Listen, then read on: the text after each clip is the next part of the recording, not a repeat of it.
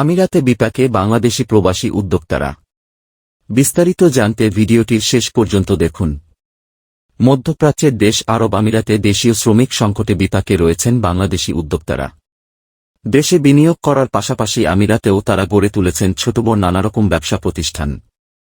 তবে দেশটিতে বাংলাদেশি সাধারণ কর্মীদের কর্মসংস্থান ভিসা নিষিদ্ধ হওয়ায় স্থানীয় শ্রমিক আনতে না পারায় তাদের ব্যবসা পরিচালনা করা কঠিন হয়ে পড়েছে।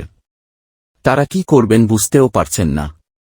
কারণ বাংলাদেশিদের জন্য সাধারণ শ্রমিক নিয়োগের ভিসা কবে পুরোপুরি কার্যকর হবে তাও অনিশ্চিত। এছাড়া আরব আমিরাত সরকারও অদক্ষ শ্রমিক আনতে চাচ্ছে না দেশটিতে।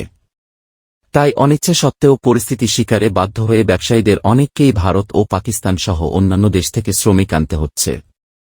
তবে বাংলাদেশি শ্রমিকের মতো অন্যান্য দেশের শ্রমিক কাজে তেমন একটা দক্ষ বা আন্তরিক নয় বলেও জানান তারা। আমিরাতে বাংলাদেশি ব্যবসায়ীরা জানান, শুধুমাত্র দুবাইয়ে দক্ষ শ্রমিক বা বিশেষ কিছু ক্যাটাগরির সার্টিফিকেটধারী ভিসা চালু থাকলেও দেশটির বাকি প্রদেশগুলোতে বাংলাদেশি সাধারণ শ্রমিক নিয়োগ ভিসা প্রায় বন্ধ রয়েছে। তাদের মতে সার্টিফিকেটধারী ভিসার লোক দিয়ে সাধারণ শ্রমিকের কাজ করানো যেমন সম্ভব হয়ে ওঠে না, তেমনিভাবে সার্টিফিকেটধারীরাও সাধারণ শ্রমিকের কাজ করতে তেমন একটা আগ্রহী নয়। তাছাড়া ব্যবসা প্রতিষ্ঠানের জন্য বেশি প্রয়োজন সাধারণ শ্রমিকের।